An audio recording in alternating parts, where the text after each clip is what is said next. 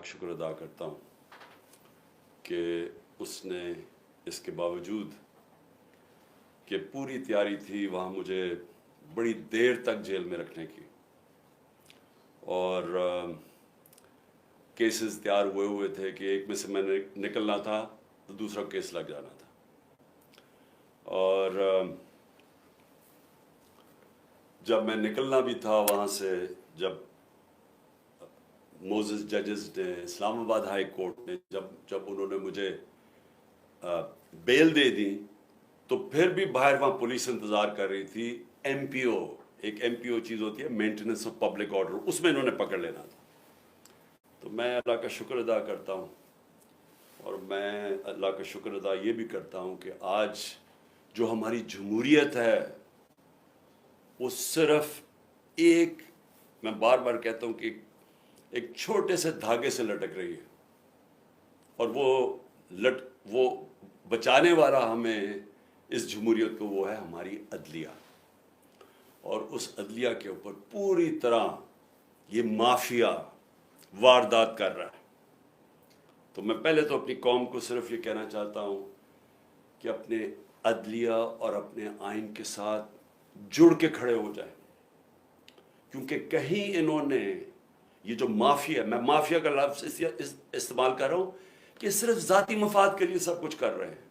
इनका कोई national interest नहीं है, कोई अपने पैसे बचा रहा है, कोई अपनी कुर्सी बचा रहा है, लेकिन इनको फिक्र नहीं है कि मुल्क डूबता जा रहा है। तो ये एक रास्ते में जो अदलिया इनको रोक के रखा हुआ है, और जिसकी वजह से मैं आज यहाँ बैठा हुआ हूँ, उसके ऊपर अब पूरी वारदात है।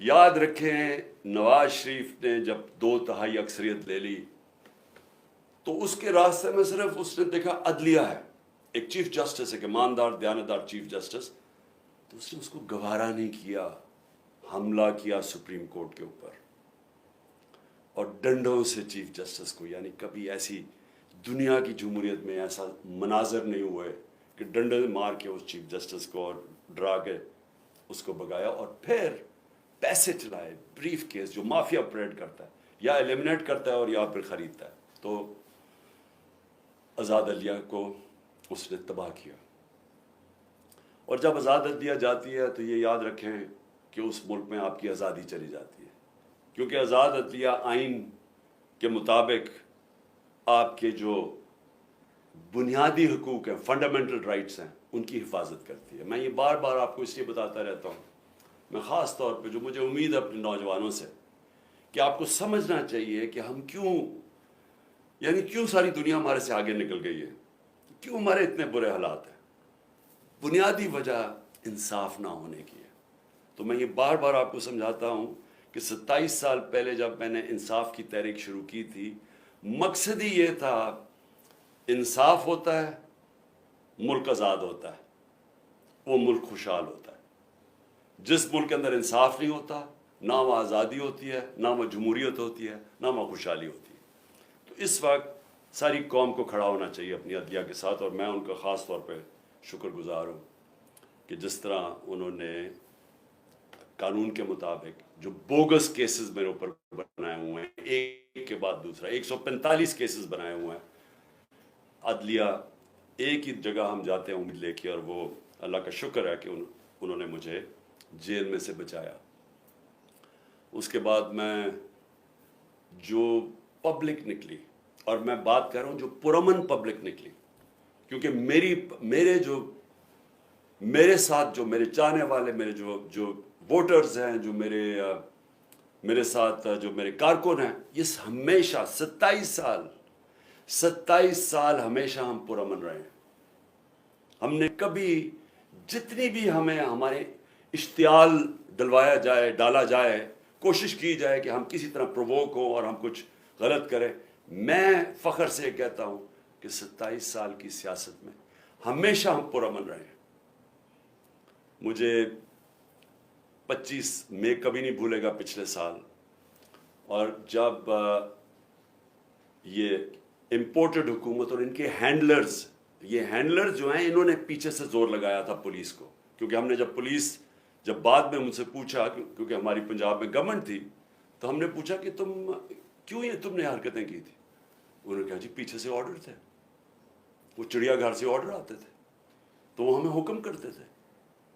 میں کہا تم لوگوں کے گھروں میں 3 بجے گھس کے تم نے جو حرکتیں کی، لوگوں کو اٹھایا، جو مارا، نہ چادر نہ چار دیواری نہ عورتوں کی پرواہ کی۔ تو میں نے ان سے پوچھا کہ کیا آپ کو کوئی شرم نہیں آئی؟ کوئی آپ کا تو کام ہے قانون کے مطابق چلنا۔ کہتے جی نوکری کا سوال ہے، حکم آتا ہے وہاں سے، ماننا پڑتا ہے جو کہ پیچھے سے حکم آتا ہے ہینڈلرز کا۔ تو ہمارے پر ظلم ہوا۔ 26 کو صبح کو میں نے وہاں دھرنا دینا تھا اسلام آباد میں نے دھرنا ختم کیا اسی وقت، کیونکہ مجھے پتا تھا کہ لوگوں کو غصہ تھا اس وقت، جس طرح انہوں نے شیلنگ کی، فیملیز پہ شیلنگ کی، لوگوں کے گھروں میں گھسے۔ مجھے پتا تھا انتشار کی طرف جانا ہے۔ سب کو پتا ہے کہ میں نے 26 کی صبح کو جیسی میں اسلام آباد ابھی ڈی چوک بھی نہیں پہنچا، میں نے کہا ختم۔ اس کے بعد مجھے گولیاں لگتی ہیں، قتل کرنا، مجھے پتا تھا، پہلے سے پلان بنا ہوا تھا۔ میں کئی دفعہ آپ کو بتا چکا ہوں کون کون اس کے اندر ملوث تھا۔ مجھے سارے جو فنکار، جو اداکار اس کے اندر تھی، مجھے سب کے نام پتا ہے، اوپر سے لے کے نیچے تک۔ جتنے ہم سمجھتے ہیں کہ وہ ایک کا نام جو لیتا ہوں، اس سے بھی اوپر کا بھی مجھے پتا ہے کس نے گو ہیڈ، گرین لائٹ کس نے دی تھی، کون اوپر 2 لوگ تھے جنہوں نے اس کو، اس آدمی کو گرین لائٹ دی تھی، اور پھر ان کے ساتھ وہ جو سویلین ملا ہوا تھا، جو رانا ثناء اللہ اور وہ شہباز شریف۔ مجھے جب گولی لگتی ہے، کیا میں نہیں، جب ایک قتل اللہ بچاتا ہے مجھے، کیا تب انتشار نہیں ہونا چاہیے تھا؟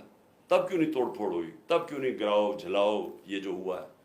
کچھ نہیں ہوا، کیونکہ یہ میرا فلسفہ نہیں ہے۔ میں یہ سمجھتا ہوں کہ اگر آپ اپنی پارٹی کو اس طرف لگا دیتے ہیں، اگر پارٹی، ایک دفعہ پارٹی کو خون لگ جاتا ہے، جس طرح ہم جب کراچی میں پارٹی بنانے لگے تو انہوں نے کہا جی یہاں تو اگر آپ نے پارٹی بنانی ہے تو آپ کو ملیٹنٹ ونگ بنانا پڑے گا، کیونکہ ایم کیو ایم کے پاس ملیٹنٹ ونگ ہے، باقی بھی جماعتیں ان کے سامنے، سب کے پاس انہوں نے مسلح لوگوں کو رکھا ہوا ہے، آپ بھی رکھیں۔ یہ آج سے 25 سال پہلے کی بات ہے۔ میں نے تب ان کو سمجھایا کہ جس وقت آپ اپنی پارٹی میں مسلح لوگوں کو رکھتے ہیں، اس وقت آپ کی پارٹی کی ساری فطرت ہی بدل جاتی ہے۔ وہ آپ کے بھی، اگر آپ کے لیے سمجھتے ہیں نا کہ ہمیں وہ حفاظت کریں گے، وہ پھر دوسری طرف اپنے کام کرنے پہ شروع لگ جاتے ہیں، قبضے شبضے بندوقیں پکڑ کے پھرتے ہیں۔ میں نے کہا میں نہیں کرتا، ہماری پارٹی بڑھے نا کراچی میں، کیونکہ جو وہ ڈر ہوتا تھا کہ ایم کیو ایم کی، اس طرح خوف ہوتا تھا کہ جی ہم حفاظت کیسے کریں گے اپنے آپ کو ان سے۔ سب میں نے کبھی یہ نہیں کیا۔ اس کے بعد جی 26 نومبر آئی، کم از کم 4 لاکھ لوگ تھے پنڈی کے اندر، صرف ہم نے جانا تھا وہاں سے واک کر کے اسلام آباد، وہاں انہوں نے پولیس جمع کی ہوئی تھی۔ پھر مجھے پتا چلا کہ میں نے کہا ویسے لوگوں کو، ایک تو تھا کہ مجھے گولیاں لگی پہلی دفعہ، میں خیر اس وقت میں ٹھیک بھی نہیں تھا، وہی کال آف کر دیا، واپس آ گیا وہاں سے۔ لوگ مایوس ہوئے کہ جی آپ بہت سارے تیار ہوئے تھے اسلام آباد جانے کے لیے، کیونکہ 3 دفعہ ہمارے خلاف دھرنے دیے گئے تھے یہ پی ڈی ایم کے لوگوں نے، ایک ایف آئی آر نہیں کاٹی تھی کسی کے اوپر۔ موقع دیا، آئیں جی آئے بے شک۔ انہوں نے 25 میں پہ بھی ہمارے اوپر پتہ نہیں کتنی ہزاروں ایف آئی آرز کاٹی۔ پھر اس کے بعد میں نے جب دیکھا کہ اگر ہمارا یہ حق تھا، پرامن احتجاج ہمارا حق ہے، ہم نے نہیں کیا۔ میں اس کے بعد آگے آ جاتا ہوں 8 مارچ کو سب کو پتہ یہاں کیا ہوا۔ الیکشن ریلی شروع ہو رہی ہے، پتہ چلا جب دفعہ 144 لگا دیا، الیکشن ریلی، الیکشن اناؤنس ہو چکا ہے، دفعہ 144 کیسے لگتا ہے؟ پورا پلان کیا ہوا تھا انہوں نے، ایک پلان کے تحت چاہتے تھے کہ تشدد ہو یا انتشار پھیلے، کیونکہ الیکشن سے بھاگ رہے ہیں۔ سو ایک چیز، بنیادی چیز آپ سب نے سمجھ لی، جو لوگ الیکشن چاہتے ہیں وہ انتشار نہیں چاہتے۔ جو لوگوں کو خوف آیا ہوا ہے کہ الیکشن میں ان کی تباہی ہو جانی ہے اور ان کا نام و نشان ختم ہو جانا ہے، وہ الیکشن نہیں ہونے دینا چاہتے، لہٰذا وہ چاہتے ہیں انتشار۔ یہ اب بنیادی پوائنٹ سمجھیں۔ اور میں سارا وقت اپنے لوگوں کو، جب ضلع شاہ کا انہوں نے تشدد کر کے اس کو قتل، اس کی جب ڈیڈ باڈی کی تصویریں آئیں، یہاں غصہ تھا۔ ہم نے اگلے دن پھر ریلی اناؤنس کی، انہوں نے ہمیں اجازت نہیں دی سب نے کہا جی ہم آپ کریں گے ریلی، کینسل کی. اس سے اگلے دن عدالت سے اجازت لے کے پھر ریلی کی، سب قانون کے بیچ میں رہ کے کیا. تو میں اب آتا ہوں جو میرے گھر سے ہوا. پہلے تو یہاں انہوں نے غیر قانونی طور پہ میرے گھر پہ حملہ کر دیا. 24 گھنٹے میرے گھر کے اوپر حملہ کیا انہوں نے. کوئی اس کی تاریخ نہیں ہے پاکستان میں. ہم نے کوئی اس کے بعد آرڈر نہیں کیا کہ جلاؤ، گھراؤ، اٹیک کرو لوگوں کو. 18 تاریخ کو مارچ کو جب میں اسلام آباد جاتا ہوں میجسٹریٹ کے عدالت میں جب وہاں ٹول پلازا اسلام آباد پہنچتا ہوں میرے گھر پہ اٹیک کر دیتے ہیں آرمڈ کار سے، 72 بند گاڑی سے میرا دروازہ توڑتے ہیں. لاہور ہائی کورٹ کے فیصلے کے بغیر، بلکہ لاہور ہائی کورٹ کا فیصلہ ہوتا ہے کہ صرف 2 آدمی آ سکتے ہیں سرچ وارنٹ کے ساتھ. فیصلہ تھا ان کا. 45 لوگ یا دروازہ توڑ کے پولیس والے کر کے سب کو گھر لوٹنا، جو چیز ملی چوری کی، تباہ کی، لوگوں کو مارا دھاڑا، ہڈیاں توڑ دی بیچارے لوگوں کو، اٹھا کے لے گئے لوگوں کو. اکیلی بشرا بیگم یہاں تھی. ہم نے پھر بھی آرڈر نہیں کیا. غصہ مجھے بہت تھا. میں یہ آپ کو کہوں کہ مجھے کبھی بھی غصہ آیا ہے کہ خاتون پردہ دار اکیلی گھر میں بیٹھی ہیں اور چاروں طرف آوازیں آ رہی ہیں، اوپر نیچے پولیس کہ وہ مار رہے ہیں، وہ چیخیں ان کی آوازیں آ رہی ہیں کھڑکی کے باہر، لوگوں کو مار رہے ہیں ڈنڈوں سے. اکیلی خاتون، کوئی شرم کوئی غیرت نہیں تھی ان میں. سب سے زیادہ مجھے غصہ تھا. مجھے 18 تاریخ کو وہاں قتل کرنے کی کوشش کرتے ہوں اسی دن جوڈیشل کمپلیکس کے اندر. کوئی میں نہیں کہتا کہ جی ہم ملک کے اندر سارے نکل جاؤ باہر اٹیک کرو، کوئی نہیں کہتا. تو اب میں یہ کہنا چاہتا ہوں کہ یہ جو ہوا ہے، کیونکہ مجھے کل سے خبریں ملنی شروع ہوئی، کیونکہ میں تو نظر بند تھا نا، مجھے تو پتہ ہی نہیں وہ کیا رہا تھا. مجھے تو جب یہ اٹھا کے لے کے گئے ہیں تو مجھے تو اس کے بعد تو پتہ ہی نہیں کیا ہوا ہے.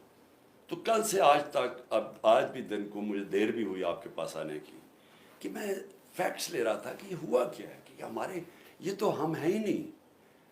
یعنی میں ہمیشہ اپنے لوگوں کو بتاتا ہوں کہ تحریک انصاف پاکستان کی واحد پارٹی ہے جدھر فیملیز آتی ہیں. آپ اٹھا کے دیکھیں ہمارے جلسوں میں بچے اور عورتیں آتی ہیں، فیملیز آتی ہیں. کبھی کسی پارٹی کے پاس آئی ہیں، سیپریٹ عورتوں کا انکلوجر ہوتا ہے، فیملیز کا بھرا ہوا ہوتا ہے، بلکہ وہ سب سے زیادہ بھرا ہوا ہوتا ہے. تو ہم چاہیں گے انتشار. اگر ایک پارٹی کی کال پہ پہلی دفعہ پاکستان کی تاریخ میں اس تعداد کے اندر خواتین نکلتی ہیں تو آپ انتشار چاہیں گے. تو میں نے تم سب کو کہا ہوا ہے کہ ہمیشہ وہ چیز کرو، انتشار سے بچو. ہم نے کبھی انتشار میں نہیں پڑنا. تو جو پھر میں آہستہ آہستہ مجھے اب چیزیں سامنے آ رہی ہیں، تو میں اس لیے آپ کے سامنے تھوڑی مجھے دیر بھی ہوئی. تو پہلے تو میں ذرا بتانا چاہتا ہوں کہ میں نکلنے سے پہلے، جب میں اسلام آباد نکلنے لگا تھا، مجھے پتا تھا انہوں نے کرنا، حالانکہ میرے پر کوئی کیس نہیں تھا، سب بیلز تھی. لیکن یہ اتنے بدنیت اور گھٹیا لوگ ہیں، اور 145 کیسز تھے، سب میں بیلز تھی. مجھے ایک خبر مل گئی کہ انہوں نے مجھے پکڑنا ہے. میں یہ چاہتا ہوں کہ پہلے دیکھ لیں کہ میں نکلنے سے پہلے کیا کہا تھا اور پھر میرے سے ہوا کیا.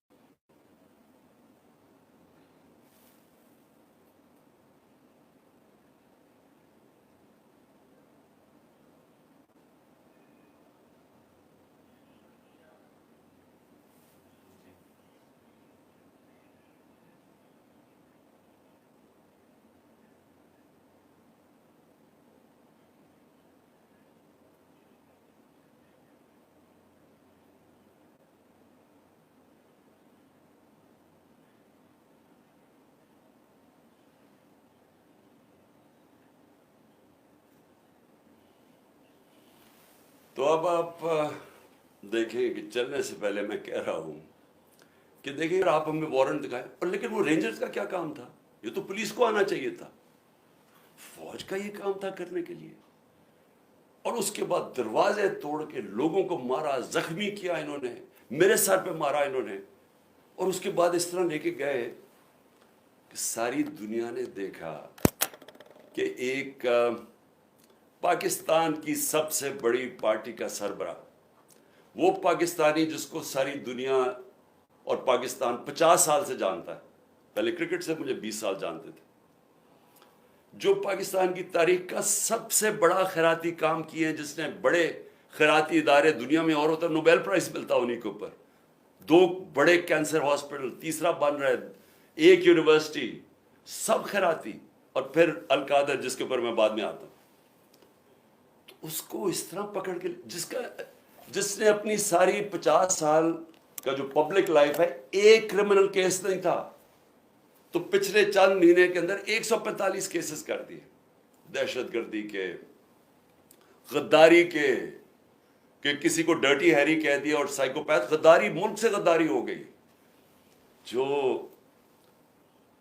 یعنی ایک دن میں 15 کرمنل کیس، بڑا سے بڑا بھی جو ہوتا ہے ڈکیت یا کیا کہیں وہ مجرم، وہ بھی 15 ایک دن میں کیسز، وہ کرمنل کرائمز نہیں کر سکتا۔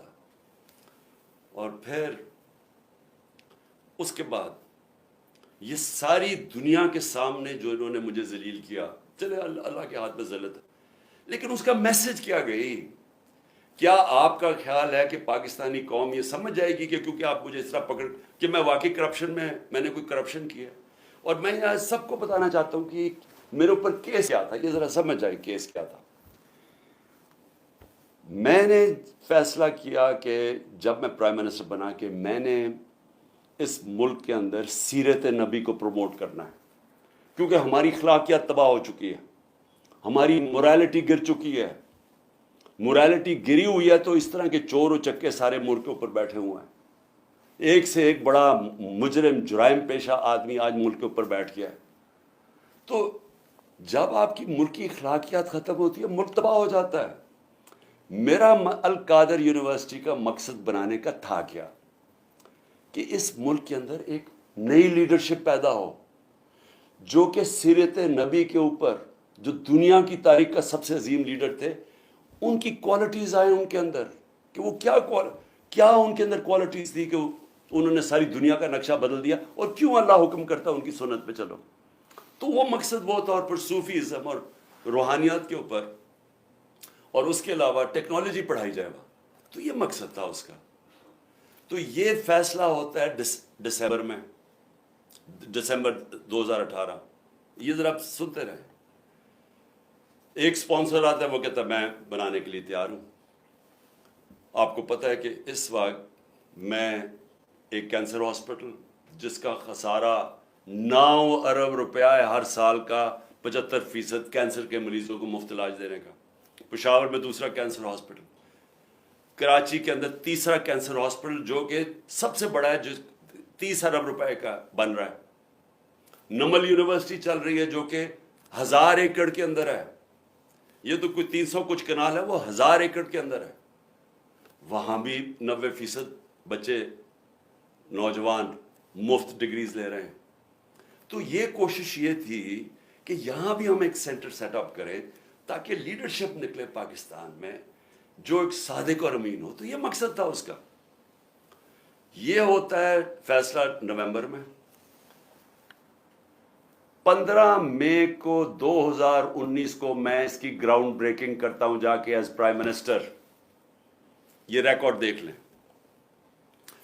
کیس یہ کون سا ہے؟ این سی اے کا جو کیس یہ بات کر رہے ہیں جو کیبنٹ میں آتا ہے، وہ دسمبر میں آتا ہے، 7 مہینے کے بعد۔ یہ بن رہی ہوتی ہے یونیورسٹی، پیسہ ایلوکیٹ ہو جاتا ہے، اس کے 7 مہینے کے بعد وہاں یہ این سی اے کا کیس آتا ہے۔ وہ سمپل کیس ہے، وہ بھی کوئی مشکل نہیں ہے۔ ہمارے پاس یہ چوائس رکھی گئی کہ پتہ نہیں $170 بلین آ رہا ہے پاکستان، لیکن اس کے لیے آپ کو ایک اگریمنٹ ہوئی یا ملک ریاض اور این سی اے میں، تو لیکن وہ کانفیڈینشیل ہے۔ تو اگر آپ کانفیڈینشیل مانتے ہیں تو وہ پیسہ آ جاتا ہے پاکستان میں، اگر آپ نہیں مانتے تو آپ کو عدالت جا کے وہاں آنا پڑے گا، لیٹیگیشن کرنی پڑے گی۔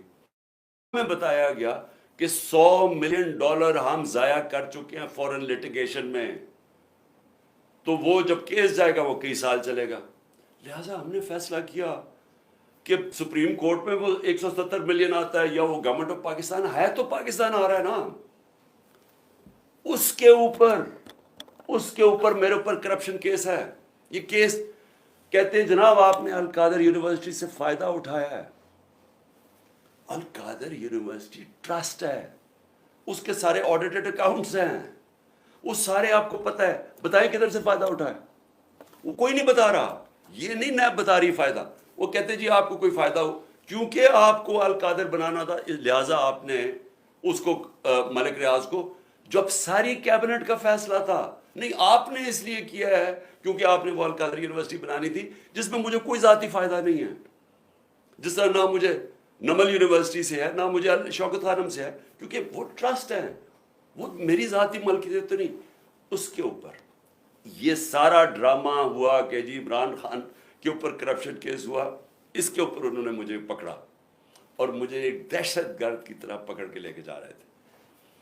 اور دوسرا میری بیوی. اب مجھے جو اس سے زیادہ اپنے سے زیادہ تکلیف ہے کہ میری بیوی کا نام بھی ٹرسٹی میں ہے. کیوں ہے؟ ٹرسٹی کیا ہوتا کیا؟ پہلے کیونکہ قوم کو سمجھنا چاہیے، کیونکہ اتنا زیادہ پروپیگنڈا کیا جا رہا ہے.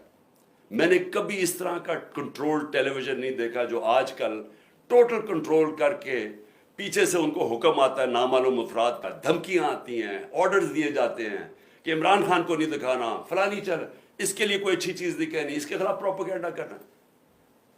تو اتنا جھوٹ بولا جا رہا ہے. لوگوں کو بتائیں کہ ٹرسٹ ہوتا کیا ہے. ٹرسٹ، جو ٹرسٹیز ہوتے ہیں نہ ان کو کوئی تنخواہ ملتی ہے، ان کو کوئی تنخواہ نہیں ملتی. صرف ٹرسٹی وہ ہوتا ہے جس کو جو دل سے کوئی خیراتی کام کرنا چاہتا ہے. اب بشرا بیگم، بلکہ مجھے سیرت نبی کو جو سمجھا ہوں میں تو بشرا بیگم کی وجہ سے سمجھتا ہوں، کیونکہ ان کی بہت زیادہ اس کے اوپر ان کی نالج ہے، تو ان کو میں نے ٹرسٹی رکھ دیا. اس کے اوپر بھی وارنٹ نکال دیا ریسٹ کا. میرے گھر پہ حملہ کر دیا پھر سے آ کے، یہاں ٹیئر گیسنگ شروع کر دی، ان کو کہا کہ پکڑ کے جیل میں ڈالنا ہے. میں نے ایسی کبھی بے غیرتی اس ملک میں نہیں دیکھی. وہ آدمی یہ نیب کا چیئرمین، یہ جو جنرل ہے، اگر اس نے یہ آرڈر کیا اور کیا اسی نہیں ہوگا، اور اس کے ہینڈلرز نے پیچھے سے اس کو کہا ہوگا، کیونکہ میں آج تو وہ جو پہلا نیب کے چیئرمین آفتاب سلطان جنہوں نے ریزائن کیا، اس نے کہا میں غلط کام نہیں کرتا. میں آج اس کو سلام کرنا چاہتا ہوں کیونکہ میں نیب کے ذرا لوگوں سے ملا تھا. مجھے تو اندازہ نہیں تھا وہ اتنا پرنسپلڈ آدمی، یہ بے ضمیر آدمی. اس کو شرم نہیں آئی کہ وارنٹ نکال رہے ایک ٹرسٹ کے اوپر، ایک ٹرسٹی ہونے پہ. ایک تو یہ جاہل ہوگا کیونکہ اس سے کوئی بہتر کیس ہی ڈھونڈ لیتا، کیونکہ اور کیس کوئی مل نہیں رہا تھا. دوسرے شرم نہیں آئی کہ ایک گھر کی پردہ دار خاتون کے اوپر آپ نے ایک وارنٹ نکال دیا ریسٹ کا، اور یہاں پولیس آ گئی اس کو پکڑنے کے لیے. شرم نہیں آئی؟ گھر میں آپ کی عورتیں نہیں ہیں؟ یا آپ اتنے بے شرم ہیں کہ آپ کی عورتوں سے یہ کچھ کرے گا تو آپ کو کوئی فرق ہی نہیں پڑے گا؟ آپ اتنے بے غیرت ہیں. آپ بھی بے غیرت ہیں، اور جو آپ کو ہینڈلرز جو یہ کروا رہے ہیں وہ بھی بے غیرت ہیں. کیونکہ کوئی غیرت مند آدمی، آنریبل آدمی ایسی حرکت نہیں کر سکتا جو آپ نے کی ہے. بے ضمیر بھی ہیں، بے غیرت بھی ہیں، چھوٹی سی تنخواہ کے اوپر اپنا ضمیر بیچ رہے ہیں. آپ کی یہ اتنی سی اوقات اور قیمت ہے. تو اب میں آگے چلتا ہوں. لو جی، اس کے بعد مجھے نہیں پتا ہوا کیا، مجھے تو انہوں نے بند کر دیا. تو جب میں نکلا سپریم کورٹ میں تو مجھے ججز نے، میں تو سیدھا وہاں سے سپریم کورٹ گیا، انہوں نے مجھے پوچھا کہ جی یہاں تو بڑا انتشار ہوا ہے، توڑ پھوڑ ہوئی ہے. میں نے ان کو کہا کہ یہ ہم نے کبھی ایسی چیزیں نہیں کی. تو پہلے بھی چلے کم از کم گولیاں جب لگی تھی تب تو توڑ پھوڑ ہوتی نا، تب تو سب کو پتا تھا. میں نے تو نام لے لیا تھا کہ کون ذمہ دار ہے. میں نے تو اس ISI کے جنرل کا نام لے لیا تھا. تو تب کیوں نہیں انہوں نے اٹیک کیا؟ تب کیوں انہوں نے لوگوں کو گھروں میں یہ جا کے کیوں نہیں حملہ کیا؟ تو جو اب سے مجھے پاس معلومات آ رہی ہیں، میں یہ چاہتا ہوں کہ یہ ایک چھوٹی سی آپ ذرا ویڈیو دیکھ لیں تاکہ آپ کو اندازہ ہو کہ یہ ہوا کیا ہے. کیونکہ مجھے ابھی تک، میں چاہتا ہوں اس کے اوپر پوری انویسٹیگیشن ہو اور انڈیپینڈنٹ ہو. میں چاہتا ہوں جو بھی سرکاری بلڈنگز جلائی گئی ہیں इन्वेस्टिगेशन हो कि इसके पीछे कौन था। मैं चाहता हूं कि जो बेचारे नौजवान, नहत्ते नौजवान, जो एक हकीकी आज़ादी के लिए और जो उनका हक है कि पुरअमन एहतजाज करना, जो हमेशा हमने किया है, उनको सीधी गोलियां मारी गई हैं। और जो पता नहीं कितने 100 लोग इसको पड़े हुए हैं, गोलियां उन्हें लगी हुई हैं, जो अस्पतालों में पड़े हैं। मैं इस सब के ऊपर इंक्वायरी चाहता हूं, लेकिन इनसे नहीं चाहता। मैं चाहता हूं कि चीफ जस्टिस सुप्रीम कोर्ट, आप अपने नीचे कोई पैनल बनाएं इंडिपेंडेंट। जिस तरह मैंने शुरू में कहा था कि मुझे इंसाफ नहीं मिलने लगा, क्योंकि मुझे पता था जिन्होंने मुझे गोलियां मारी हैं वो इतने ताकतवर हैं कि वो नहीं यहाँ इन्वेस्टिगेशन होने देंगे, ये आज भी नहीं होने देंगे। इसलिए इंडिपेंडेंट इन्वेस्टिगेशन करें, क्योंकि इसमें बड़ी जो मुझे चीज़ें पता चली, आपको बड़ी बड़ी चीज़ें पता चलेगी इस कौम को, कि कौन ये चाहता था कि इंतशार हो और किसने फ़ायदा उठाया इसका फ़ायदा उठा के जो ये बड़ी देर से चाह रहे थे, सारी तहरीक इंसाफ की लीडरशिप को इन्होंने जेल में डाल दिया। अब तक 3,500 वर्कर हमारे पकड़ के जेल में डाल दिए, अभी भी पकड़ रहे हैं वर्कर्स, और सिर्फ मौके का फायदा उठाया इन्होंने। मैं अभी आपको बताऊंगा कि बाकी इन्होंने क्या किया है।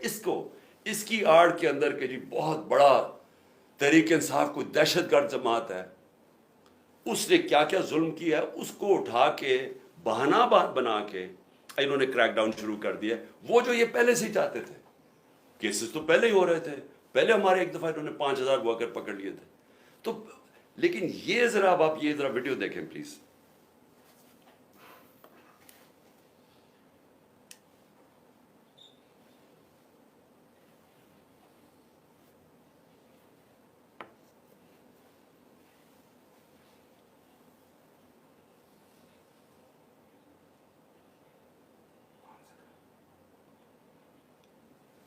आवाज तो है,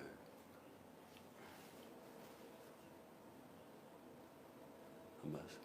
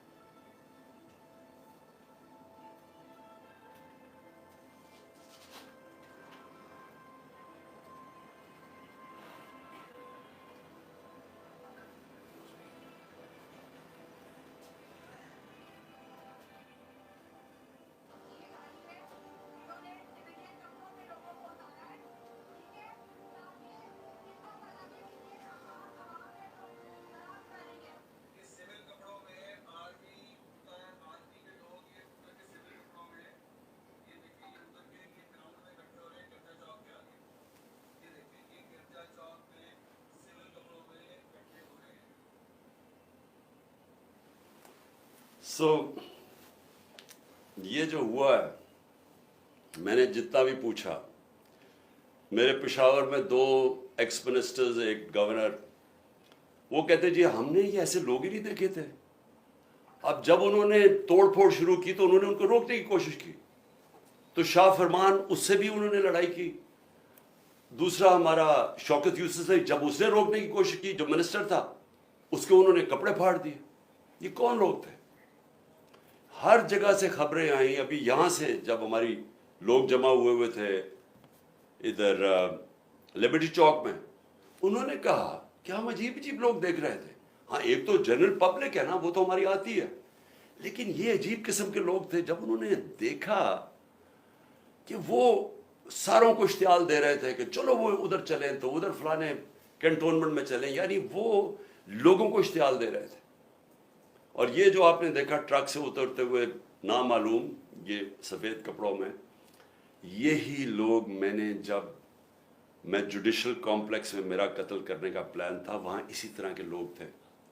उन्होंने दूसरे कपड़े पहने हुए थे। एक और प्लान इन्होंने किया था मुझे यहाँ कत्ल करने का, तब भी था कि वो हमारे कपड़ों में यहाँ आएंगे और यहाँ से गोली चलाएंगे ताकि हमारे पर हो। जो हुआ, अब ये जो गोली चली है, یہ گولی کس نے، یعنی کون ذمہ دار ہے اس کا؟ کیونکہ ہمارے میں تو کسی نے گولی نہیں چلائی.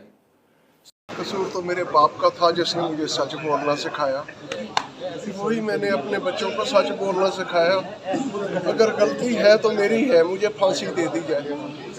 میں تو نہیں کہہ سکتا کہ تم سچ نہ بول. میں اسے کیسے کہوں کہ ساری زندگی جو تجھے میں نے سکھایا ہے، جو میرے باپ نے مجھے سکھایا، اب تو وہ نہ کر.